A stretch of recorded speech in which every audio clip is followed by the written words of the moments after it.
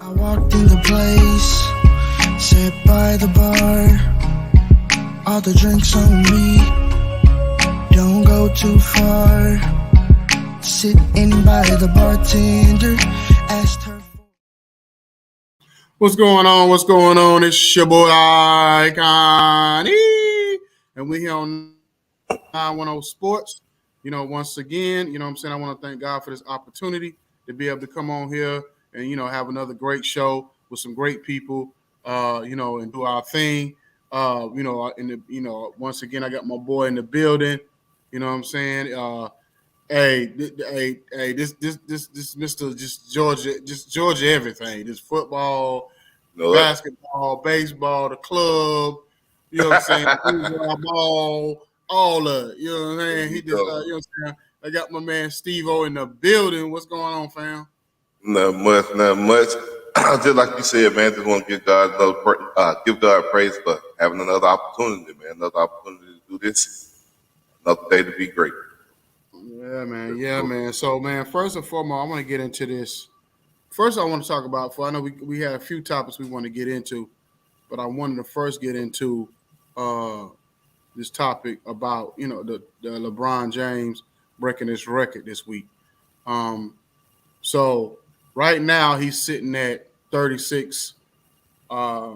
He's sitting at 36 points away from breaking the record.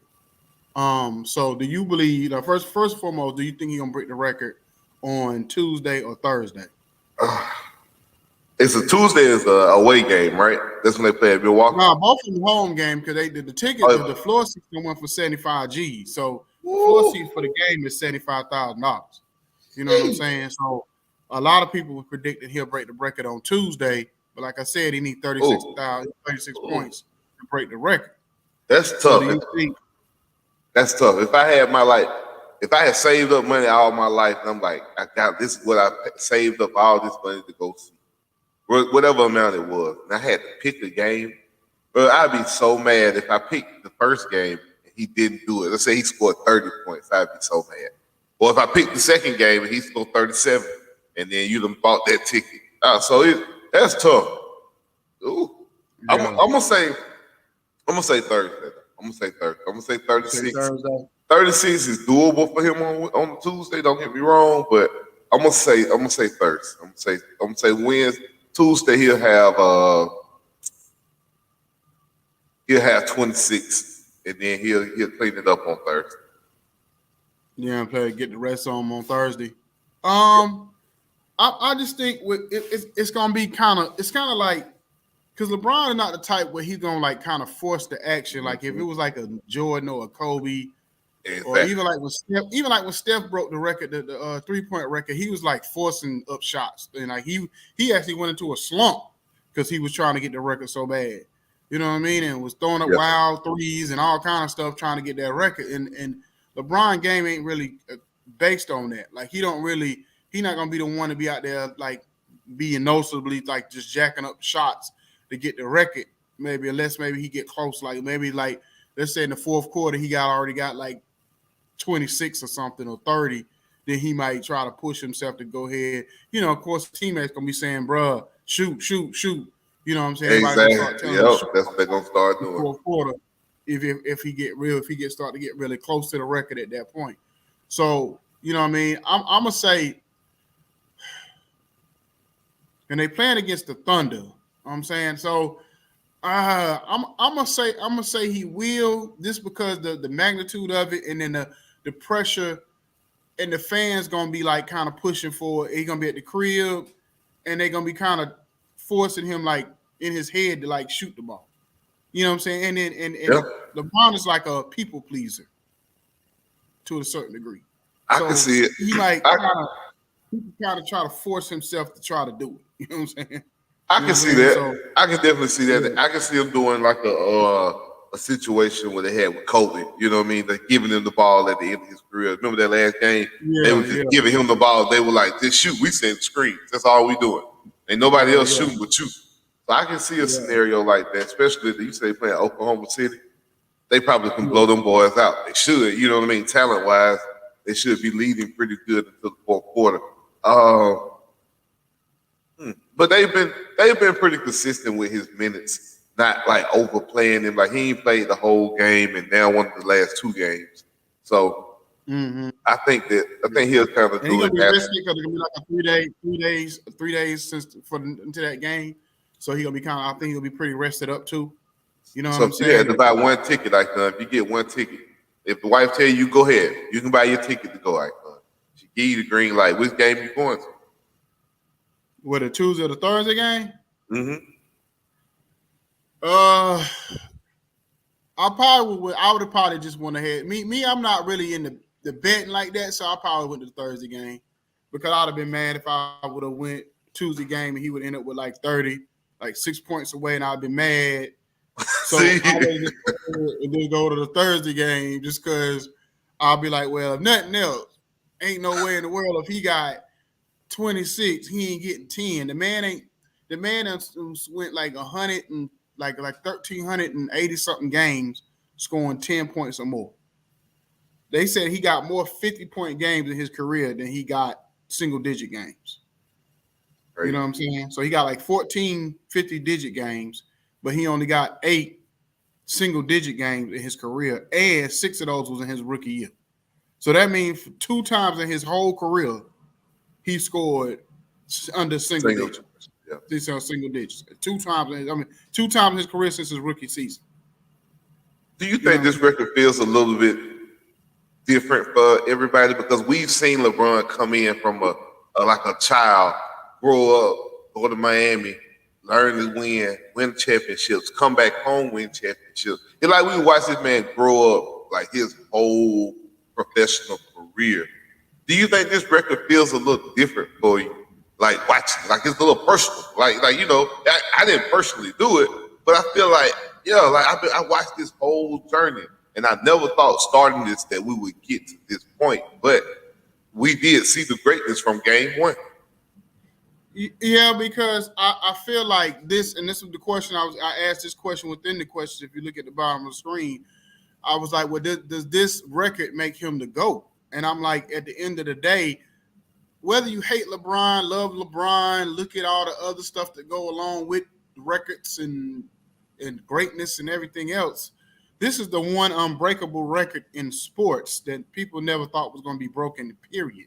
Let alone like within our lifetime. You got to think that Kareem broke this record when I was like, I might have been like 10 or whatever, or something like that, or 8 or 7 like that. I think because it was like 86, 87. So I was probably like, I'm telling my age now. So I was probably like 10 or 11 years old when he broke this record. You know what I'm saying, or whatever it was. And here you are, 39 years later, and you break the one record nobody thought in the same lifetime. And it's kind of crazy because only 3 people really held this record when you look at it over the last 50-something years: Kareem and Wilt Chamberlain. And then when Kareem passed Wilt, he still played like a couple of more years after that. So it's like LeBron still gonna play a couple of more years after he break the record. So he might end up with like 40-something thousand points. And I remember I was talking to somebody in an Uber. I was doing Uber the other day, and somebody said, do you think this record gonna ever be broken when LeBron breaks it? And I said, no. I said, because the one thing is because most players don't play 82 games anymore. That's true. Then you have to have longevity to break the record. So you have to play 20-something years to break the record. So you would have to average 35, 40. Unless players start averaging 40 points a game on a regular, like for 15 years straight, like 40 a night, then no, nobody's going to break this record. And then there's so much the load management and all that going on, and players getting hurt. Because the only player that could have probably came close in the same era as LeBron to break it would have been KD. And KD can't stay on the court. So yeah, I think that's true. That definitely factors into it.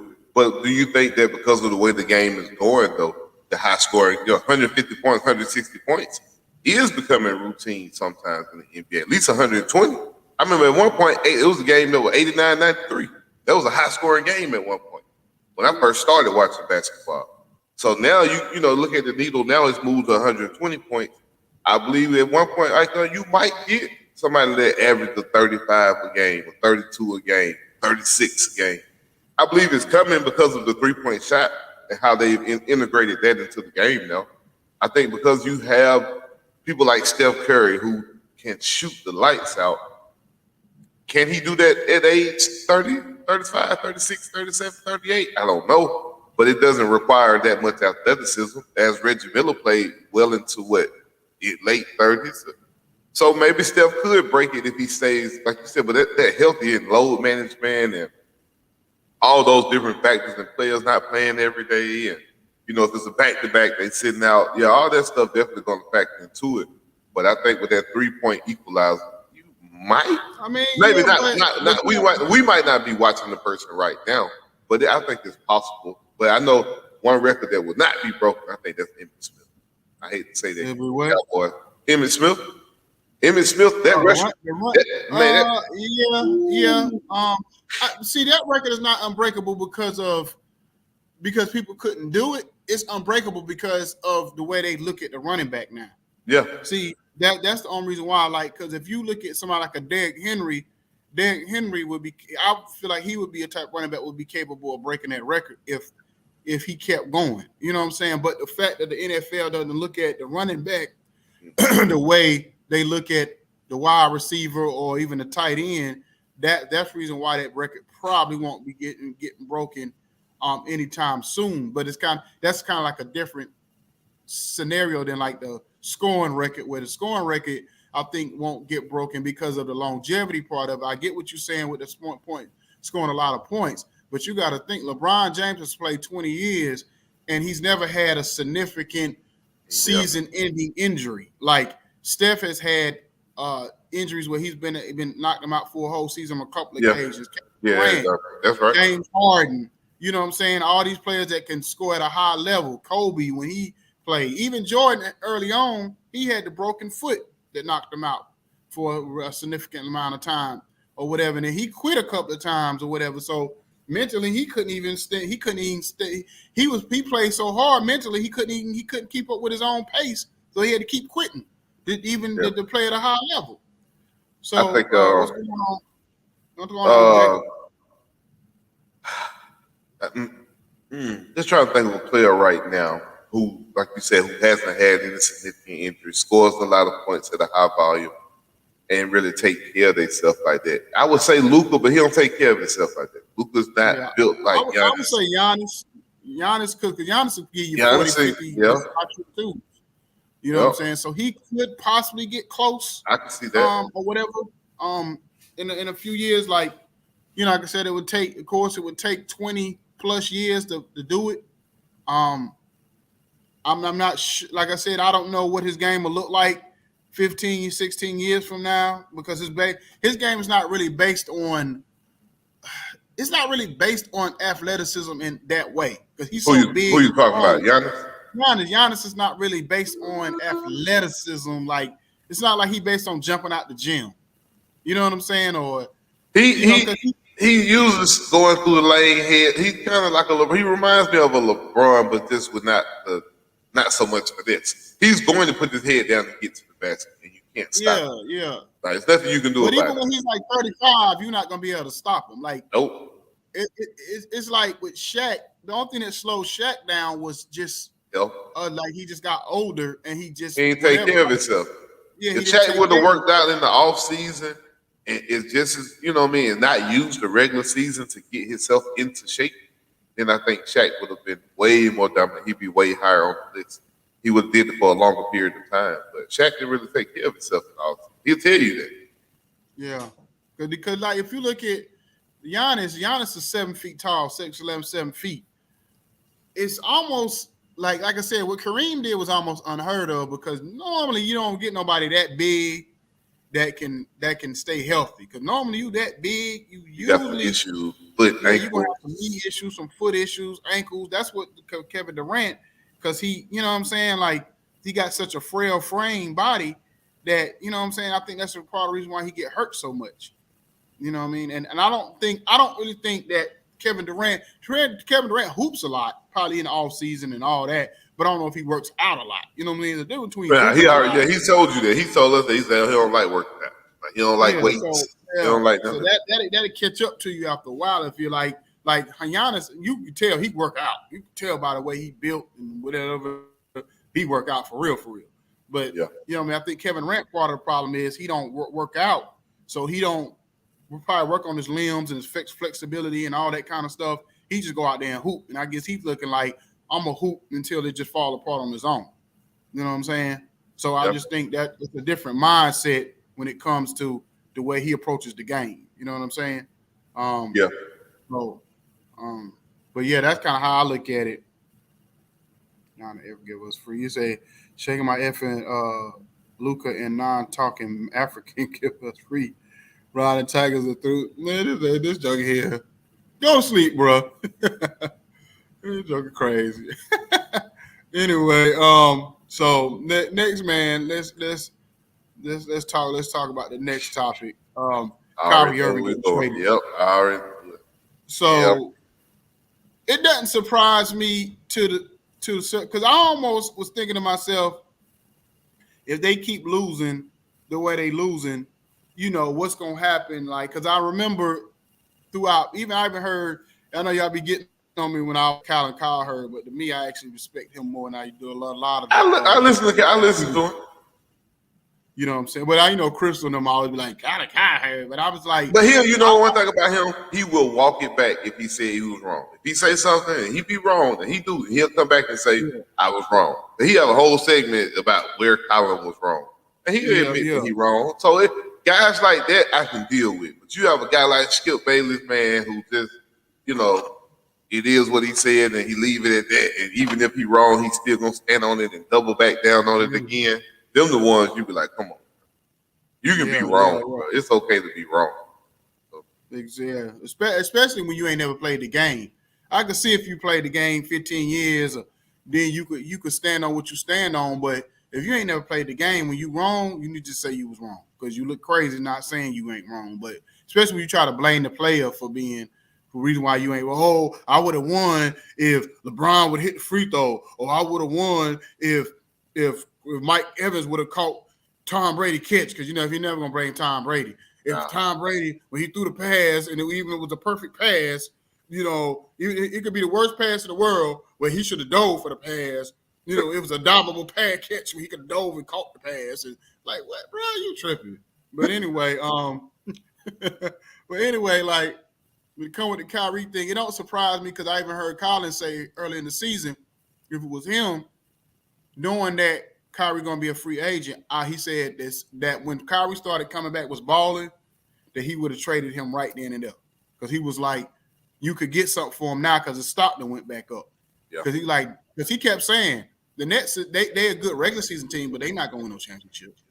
You know what I'm saying? They're not built for it. He said they're not built for it. And to me, I was looking like I don't know what to believe in them or not, because of course I figured Kevin Durant was gonna get hurt again because he was playing too many minutes, and I said it. And then Kyrie Irving probably at some point gonna pull a hamstring or something and be out a few weeks or something, and that's gonna throw everything off. And when I seen Ben Simmons, the way he been not playing at all, terrible. Come on. I said, oh, they don't got a chance. I said, because Ben Simmons been getting away with it all season because the Nets were winning. I said, but as soon as they started losing, then all eyeballs gonna be back on Ben Simmons. And what did I tell y'all in the chat? I said, as soon as they start, when Kevin Durant got hurt, I said, what's gonna happen? Ben Simmons all of a sudden he gonna be hurting too. So as soon as Kevin Durant went out, what happened? Ben Simmons ain't played the last couple of games. You know what I'm saying? Because he can't handle the pressure. You know what I'm saying? He can't handle the pressure. So it don't surprise me not one bit. So I know everybody gonna look at it like, and then part of the reason why he said he wanted a trade because he because of the money. I guess he wanted $200 million. He didn't want to offer him whatever the money. But I feel like, and I was telling somebody, I said, think about this. I think Kyrie Irving's feelings was hurt. Yeah. You know what I'm saying? He was embarrassed. He was shamed. You can't shame and embarrass a black man in public. That's one thing you can't do, especially when a black man got options. You know what I'm saying? This ain't slavery. This ain't back when Mr. Henry used to work for the plant back in 1975 and got 12 kids. This ain't that. It ain't that. You know what I'm saying? This man got options, so he can. What?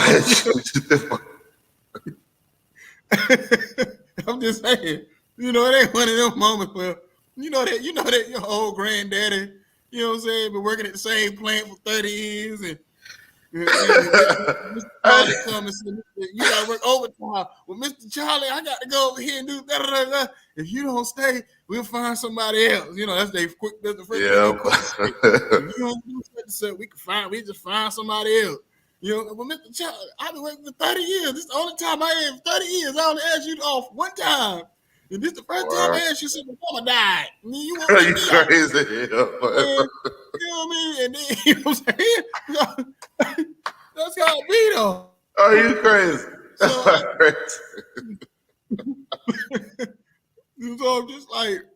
So I'm just like, that's all I'm saying. He got options. Yeah, no. That's real. And two, man, y'all don't make this man bend over backwards for y'all because he said something about he reposted this video or this show or movie or whatever it was. So yeah, I'm pretty sure he do feel some kind of way. I'm pretty sure he is like, hey, I need y'all to pay me. I did everything y'all wanted me to do. I got back in the good graces for people. And y'all still ain't brought me my money? Oh, no, don't even worry about it. I don't even want it no more. I give it to somebody else. Don't worry about it. Exactly. Don't worry about it. And I'm going home. I ain't even coming to play tomorrow. I'm going home. So you might well trade. Exactly. But where, Icon? Where should he go? I mean, I think his heart is in LA. I think that's where his heart want to be at. You know what I'm saying? Because there's been too many conversations. Him and LeBron allegedly, supposedly had sat down and kind of talked everything out, whatever. And if you look like lately, he even been like praising LeBron. Like yesterday, he praised LeBron on his longevity and how we should appreciate him and all this kind of stuff. You know what I'm saying? So that might have been that olive branch, that last olive branch, like, get me over there, bro. You know what I'm saying? Send for me. So, you know, I know people saying Dallas, but I just don't see Dallas being a good fit. Man, he too ball dominant. Luka ball dominant. The clock winding down. Luka gonna want the ball. Kyrie gonna want to shoot it. That ain't gonna work. Yeah, because at the end of games, you know, they're gonna be both like wanting to take the last shot, and then if they miss it, and I just don't think it'll work. You know what I mean? And I think personality wise, I just don't think it's a good fit now. Yeah, I agree. Yeah, I don't see it. I know they were saying some other teams like the Clippers, but the Clippers would have to like send a lot of different players out to get them because you got to make their salaries match too. Yeah. Because the salary is still like 40-something million. So you have to send out like a Reggie Jackson and a Norman Powell and this one and that one, possibly to make the salaries work. So it's like, and then let's just say you send them over there, then you got Kawhi, PG, and him. You know what I'm saying? Like, you don't know who's gonna play. You don't know who's gonna play what night. Yeah, it's gonna throw the chemistry off and whatever. I just think because I think the Clippers, if they could stay healthy, they're gonna be held. It really is about health for the Clippers. I don't know. I don't. I mean, that's a big part of it too. Maybe that's why I'm kind of still skeptical because I haven't seen it. I haven't seen them have the ability to stay healthy. I haven't seen them have the ability to put it together where they're all playing at the same time and we can really see what they can actually do. And until I can, and I don't think I will. I think the Clippers organization is getting fed up with Kawhi. I think Kawhi's going to load manage himself out of the NBA at this point. This is my opinion. You think gonna load man himself out the NBA? Yeah, man. Because owners and franchises get fed up with that stuff, man. They get tired of it. Like, okay, you got an injury, bro, but it's like you can't play through none of them. Yeah. You can't play through nothing. Like, come on, man. You can't. I mean, your toes stomp, nothing. I mean, you can't be like you just get out of bed and hit your knee on the end of the bed rail and you call him out. I call him out. Yeah, exactly. Like, man. Like, I don't get it either. And then Paul George be like, yeah, bro, well, you gonna sit down? I'm gonna sit down. Exactly. I'm like, now Paul George, like you rubbing off on him. Like he done learned the game. Shit, let me wake up and Paul this morning. And what I don't be understanding is if Kawhi out, then why Paul got to be out too? Like, I mean, be like, because I don't be understanding Tyrone Lue's like thought process on that. Like, why both of them got to sit out at the same time on every game? Like, because a lot of times I think it just be that load management part of it where they just make up a reason for them to sit out. Mm-hmm. So I'll just be like, well, why you won't just have one sit out tonight and the other one sit out tomorrow night? Exactly. Why both of them sit out on the same night, and then y'all automatically know y'all gonna catch your L or whatever. It's like a lot of these teams just feel like they can just turn it on and just ball out. It's like I remember Golden State one night. They sat out everybody. Draymond. They don't think Draymond the only person that played. They sat out Clay, Steph, Poole. I think they sat out like 8. Like they only had like 8 players left because everybody sat out. And I'm just like, it's crazy. You know what I'm saying on that, but it is what it is. But I do feel like I'm not gonna say I'm certain that he's gonna end up with the Lakers. I do feel like the Nets gonna make the trade before the deadline, before the Thursday deadline. I think because they don't want that distraction to linger on all week long. What do you do with KD? Because you can't build around him. He's not healthy enough. I just think you're gonna have to settle on a different price because last summer they tried to get Rudy Gobert ransom, and I'm just like that was just a dumb move on Minnesota on Utah or Minnesota part. That wasn't normal NBA trade. Huh? Is Minnesota leading the West? They should be. I thought they gave up. No, Minnesota's like 5th or 6th in the West, like that. That's 7 crazy. might be like 7. They like gave up all that to be in the play-in. Wow, that's crazy. Yeah, and Rudy Gobert, he playing right now. He been hurt. I think he hurt right now. So, or whatever. So, but I don't think that like at the end of the day, I think I'm pretty sure KD probably gonna ask for a trade again, or they just gonna say, at this point we might as well just blow it up because this is not working because it's been going on 4 years and it ain't nothing been but a circus. It's been a big circus. You know what I'm saying? And then my thing is not even that, but what you do with Ben Simmons. Because Ben Simmons, if he don't have a go-to player that he can get the ball to score, he's irrelevant. He's another guy. You know what I mean? He's just there. You know what I mean? He's probably the only player in this era like that's supposed to do certain things that can actually be on the court because most players that can't shoot in this era is on the bench. You know what I mean? They actually put Ben Simmons on the bench at one time and then try to start him, but then he don't play in the fourth quarters because he can't shoot free throws. He don't make jump shots. You know what I'm saying? Like you got to have a game where you get 7, 8, you get 10 rebounds or whatever it was, 15 rebounds and 7, 8 assists or however it was, and then you getting the 0 points. Like you can get 2 points off of a rebound just by putting it right back up. You know what I'm saying? He don't even look at the basket. He like some of my 12-year-old. He don't even look at the basket. He gonna look around. Yeah.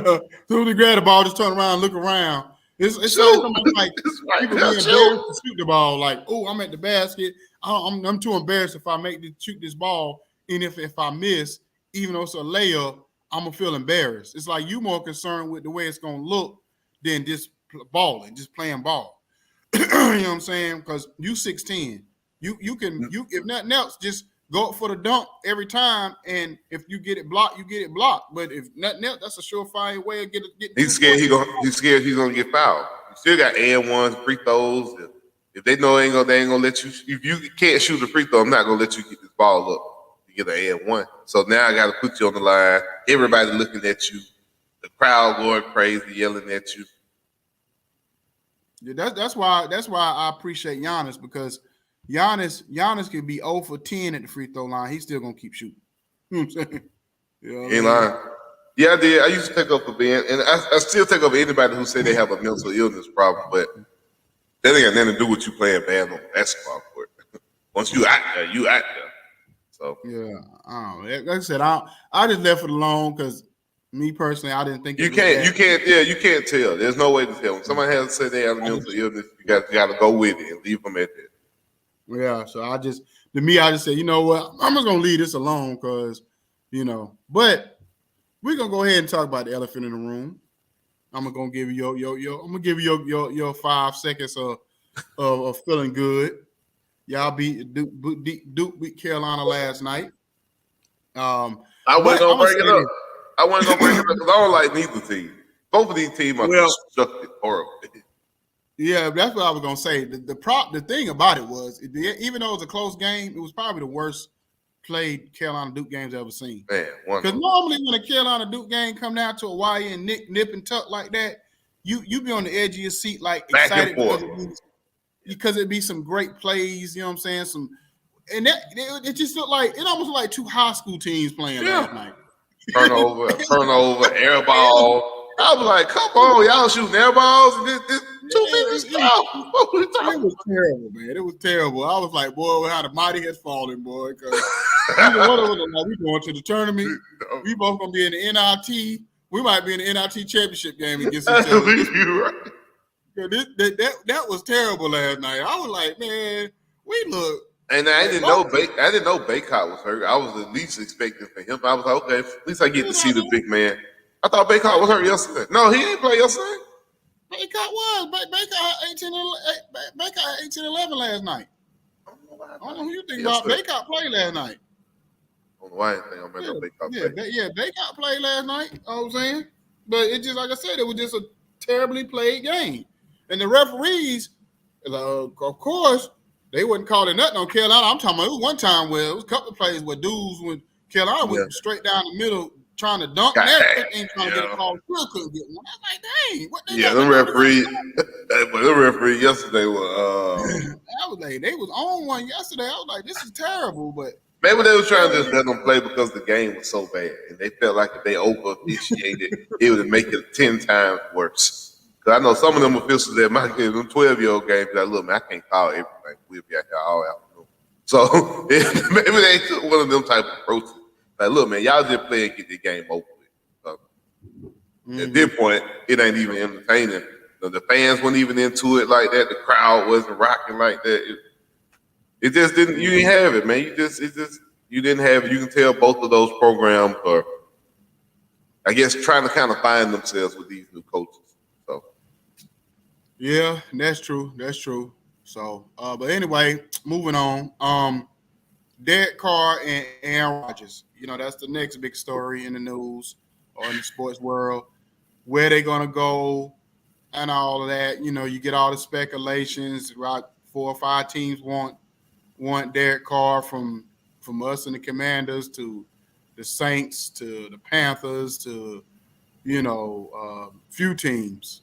So, in your estimation and your thought process, where you think Derek Carr gonna land? I can see him somewhere in the NFC South, either with like a Panthers or Saints. I don't know why they like them old recycled quarterbacks so much. Atlanta's they're done with that. Unless it's Lamar Jackson, we're not fooling with anybody else. I don't think. I'll tell you another team that's probably kind of sneaky interested. And you got the Jets. The Jets need a quarterback real bad. And they got a decent team. But give me the Titans, man. The Titans need a team too. You got to watch out for the Titans. The Titans need a quarterback. The Titans need a quarterback. They're a pretty good team just without a quarterback. They got defense. They got Derrick Henry. They got Trey Burke. You know, that wide receivers do a little bit more of an upgrade. But they're a team that need a quarterback, but they're not too far. Like if Aaron Rodgers was to go to the Tennessee Titans, man, I think they're definitely win that division. And look what they play in the AFC South. So that's another team to look out for when it comes to the quarterback search. But I mean, what's San Francisco gonna do? Now Brock Purdy's out for the year. You don't know if Lance gonna be ready. He was hurt with a knee injury. Jimmy G, they already said they're not bringing him back. So can Aaron Rodgers go back to California? He'll be back for the year. He'll be out for like 6 months, so he'll be back by. Who you talking about? Yeah, Purdy be out by the end of the season. No. They've already said he's out for next season. He's gonna have. They changed it. Mm-hmm. Oh, I thought they said 6 months. Oh, no, he's out for the whole. He's already out for next season. They've already said. Well, shoot. Well, but I heard Aaron Rodgers say that I know Aaron Rodgers said he wasn't going to 49ers. He already put it out that he wasn't going. You know what I'm saying? Whatever. But Derek Carr, I mean, that could be a good look. I don't know because see, unless you put Derek Carr down there with they got Watson, they got that receiver that Christian Watson that looked very promising or whatever. And I think Derek Carr just want to play football. You know what I mean? I don't think he really, care. He's going to play football and play somewhere where they appreciate him as a quarterback. I don't think the Raiders ever appreciated him. Like, I've never seen a quarterback that played pretty good most of the time, and it's always like you're always being second guessed if you play or not. Yeah. Nah, that's what you get. That's what you get out of Oakland. Yeah. Well, Las Vegas. That's kind of he's like the only quarterback I can really think that played for a team that long, and every year was always, is he good enough? Is he good enough? Is he good enough? And every coach that comes in kind of like has disdain for you and don't really support you like they're supposed to. You know what I'm saying? So I feel like he's good enough.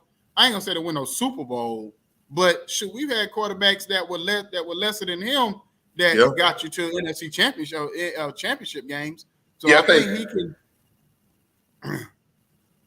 Because I will say this: if he came to the Commanders, and a lot of people they underestimate what the Commanders have. You could say like they're a terrible team, but we got not really wide receivers. We got McLaurin. We got that rookie that just came in, Curtis Samuel. I'm not sure if he's going to Dotson. I don't know if Curtis Samuel's still going to be there next year, but he a nice speed receiver. We got Brian Robinson from Alabama. That joker thorough in that backfield. He a workhorse. Even after getting shot. Exactly. So I think if we got like a legit tight end, you know what I'm saying, or whatever, and maybe cleaned up that offensive line, we could definitely we think about it. We was 7-9 or whatever this year, and we didn't have a real legit quarterback. Like if we had a Derek Carr, I think we'd have made it in the playoffs. Just having a Derek Carr. You know I believe that, but I believe y'all got a lot of talent in your quarterback room. I just don't know why Ron Rivera want to go with Carson Wentz. Between Tyler Heineke and now you see Sam Howell, where he got the last 2 starts, and he was balling. I don't know why they just want. I don't know why or what Ron Rivera love about Carson Wentz, or why y'all offensive coordinator want to just keep going back to Carson Wentz. But I think you had the ability, like Tyler Heineke came to Atlanta and lit up. You know what I'm saying? He was lighting us up when we played there. So. Yeah. I seen it with my own eyes. I don't know why you would want to switch back to Carson Wentz, especially when the playoffs was on the line. I didn't get that. He made me so mad. I wanted him to get fired after that game. Yeah, I wanted him to start doing the game. Like put it like this: the first 2 drives, Carson Wentz threw an interception on the first 2 drives. I automatically would have pulled him right then and there. Even if I made that call and said, you know what, I was about to say, but you can't do that. You go get fired for real. Then you said. You told the owner that this was this week that he was gonna be good. He was ready to go. And now I'm looking at the game up there in the press box in the middle of the field, and you switch the quarterback. Oh yeah, you right. Man, no, it wouldn't have made no difference because think about it is I already know that Daniel Snyder lamed up. Daniel Snyder. That's y'all got a lot of issues going on up top. Probably. Yeah, I wouldn't have cared anyway. That's why I'm like. That's why I think they trying to say they're trying to sell the team by March or April, because they trying to move on, and I know at one time when somebody was like, "Well, we might end up with like a Sean Payton," because even Colin Cowherd the one, because reason why I almost believed it, because Sean Payton was on the show every week with Colin Cowherd. Colin Cowherd to tell you they go out to dinner almost every week, like every Monday they go out to dinner and just chop it up. Mm-hmm. So in his mind, I think when he was putting it out there, like Sean Payton was like, well, Washington, if they get a new owner, you know what I'm saying, they might be a good look. You know what I'm saying? They go down, they got talent and whatever the case may be. They got a defense like we had. They got that New Orleans style type defense I can work with. You know what I'm saying? So you never know. So it was one of those things where it could have been a possibility he could have chose Washington or whatever if he didn't end up going to Denver. Now, speaking of which, we could segue to that. Is Sean Payton going to Denver? Is that a good look? And will they immediately get back on the winning side? Because me and Jacob talked about this. I think they're going to be better than that. Okay, let me ask you this. Do you know how many winning seasons Sean Payton actually had in New Orleans? It wasn't many. He was there 16 years, I think 10, out of 16 years or something like that. The man won 8 games 8 games or more. I like to say 16 seasons. He did it 9 times. So that's 9 and 7. You basically had winning season. He had 1 Super Bowl in 16 years like that. I understand he's this great offensive mind, right? But where's the consistent winning? People treat this man like he Belichick. When I get more of a Mike McCarthy vibe. Yeah, that's true. That's true. That's just me. People treat him like he Bill Parcells. They treat him like he up there. He got 1 Super Bowl in 16 years. And that one got an asterisk beside it. I don't want to talk about Katrina though. I'm gonna leave that alone. I ain't gonna do that. You know I hate New Orleans and everything about it. So I'm just gonna be nice today. Are you right? I mean, you right because you said Mike McCarthy, but Mike McCarthy I think got more winning seasons than you know what I'm saying? Yeah, I mean, it's just kind of funny because you say that because I seen a stat yesterday, and I'm not saying don't people don't get mad at me. But I seen a stat, and this gonna actually make Jacob feel good. But it was a stat showing Dak Prescott stats and Peyton Manning stats after the same amount of games. I seen that. I did see that. And Dak Prescott stats was way better than Peyton Manning stats. But they was like when it came to Peyton Manning, it was great. It was whatever, they let it ride. But when it comes to what you call it, Peyton Manning, when it comes to Dak Prescott, it's a problem. So, and I'm looking at even interceptions were way higher. Like I seen that. I seen the exact graphic you're talking about. Yeah, like 100 interceptions, and Dak Prescott only had like 65, and everything was better. Like bottom line, everything was better. You know what I'm saying? But people look, and I'm a huge Peyton Manning fan. He's one of my favorite quarterbacks of all time. But I never even thought about that looking back. And then at the time, Peyton Manning wasn't really winning like that. Like he was winning a bunch of regular season games. But he wasn't winning in the playoffs. You know what I'm saying? He was like Same thing with Dak. Yeah, same thing with Dak. They win 10 to 13 games every year. But when you get in the playoffs, it's like, come on, dude. Like, what you doing? So, but he was never getting the flack that he got. You know what I'm saying? The only reason why I can say he won't get the flack is 2 reasons why he probably wouldn't get the flack. One, because he probably wasn't making that kind of money at that time that Dak was making. And 2, where he played at. So if let's say Dak played in Indianapolis, wouldn't nobody care how bad Dak plays? And if he wasn't the highest paid quarterback, he at one point Dak signed, he was the highest paid player in NFL history at one point.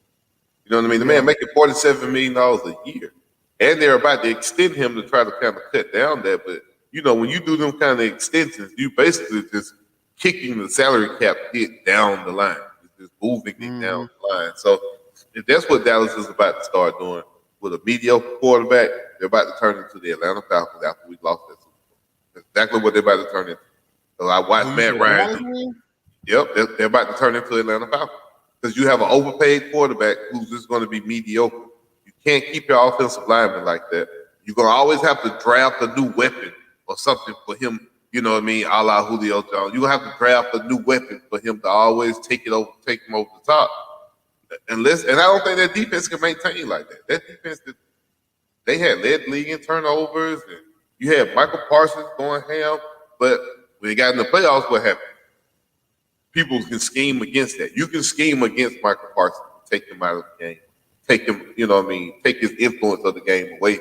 Whereas if you have a quarterback like that going interception and having turnovers because they're mediocre, but you got to pay him like he's one of the top 3 quarterbacks in the league, you're not going to be able to put that team together like that. So that's why they're trying to extend him now so they can kind of get some more cap money. They're trying to, I guess. But what does Dallas need? What is Dallas missing? They have the star wide receiver. They got the star running back.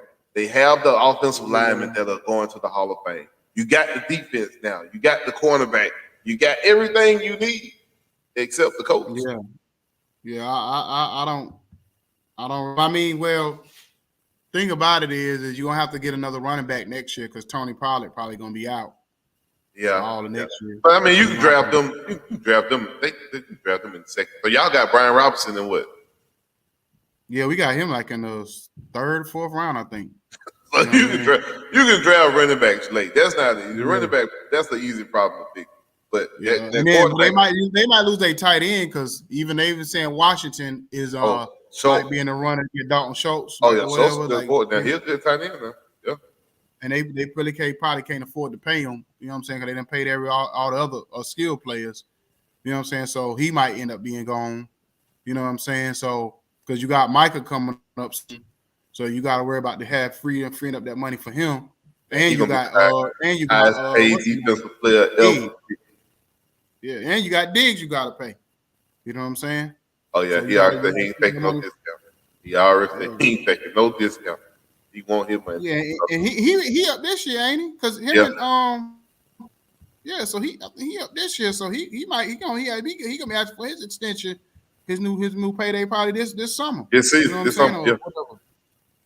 Yeah. You know what I mean? So yeah, I mean, I don't know. It's just like that's always told. Like that's the only thing about with Dallas is that to me, it's the fact that they probably the most talented team in the NFL. Every year they have all this talent, and they can't win. And I'm just like, you know, like how y'all can't win with all this talent? You know what I'm saying? They just don't. I never understand how they can't win with all that talent. You know, because Jerry brings in those coaches who he can control. If he brought in a real coach who could really do their thing, Jerry, look, you got to get out the way. You can't be down here, coach. You got to go upstairs to the park. I don't need you down here practicing. You know what I'm saying? You got somebody like that who he's not going to bring in, then yeah, you're not going to be able to win with that talent. That's why I knew Sean Payton wasn't going to go there because Sean Payton, he likes stability. He likes to be in control, just like Jerry liked to be in control. So I'm like, whether you think he's a great coach or not, I don't think he's not gonna deal with all that. You know what I'm saying? You know what I'm saying? So at the end of the day, I really feel like it's more about, you know what I mean? Like you said, until he gets out the way, they're gonna struggle. They're gonna always have that thing of until you get that top-notch coach, because they just hired a new offensive coordinator, Brian Schottenheimer. I don't know. Well, they brought Brian. No, hold on. Yeah, I did see that. Now, Brian Schottenheimer, bro, he been in the offensive coordinator game for over 19 years, 19 years, and ain't never been a head coach nowhere. Yeah. Oh, why Jerry? They be bringing in these old coaches thinking he's gonna get something different, man. Listen, Schottenheimer gonna be way worse than Kelly. Do you really think Brian Schottenheimer is a better offensive coordinator than Kellen Moore? Nope, but they didn't want Westcott to fall on that sword, Mike McCarthy. So they basically said, well, let's get rid of Kellen Moore. But my thing was, if anything, go after a Bieniemy or somebody, because I think really at this point, right? Eric Bieniemy gonna have to get another coordinator job to prove that he can coach any. It's not just about, because a lot of people look at it. Oh, you got Patrick Mahomes, you got Andy Reid there to kind of make it look. Because I mean, one time they even tried to say that, well, Eric Bieniemy don't really call the plays, so is he really offensive coordinator? They said it a couple of years ago. So I would say if I was Eric Bieniemy, because I know we on one of the teams that he interviewing with, whoever he go to, and it got to be whoever. But just, if you go to somewhere else and you still putting up your team, still putting up 30, 40 points a game, you know what I'm saying, or whatever, and top five offense in the league, I think that's what Eric Bieniemy needs to do. He has to go somewhere else. I mean, even though he shouldn't have to, I think that's where he's at. He's gonna have to go somewhere else to prove that he's a real legit offensive coordinator to get a head coaching job. You know what I'm saying? Because they tried to say his attitude wasn't good enough. He wasn't really a leader of men. So they threw all this on him. Like, cause remember last year when he got into it, or was it last year, earlier this year? It was the first game of the season, the second game of the season when him and Mahomes got into it. I remember that. All the reports that, that's his personality and he don't really know how to talk to people. And I'm like, how we get all that out of him and Mahomes getting into a little argument on the sideline?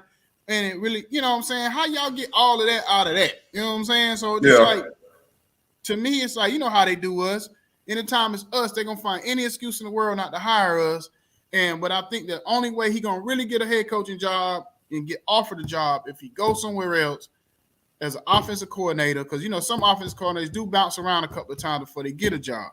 He might have to bounce around a couple of times, at least one more time. Let's say he went to Washington.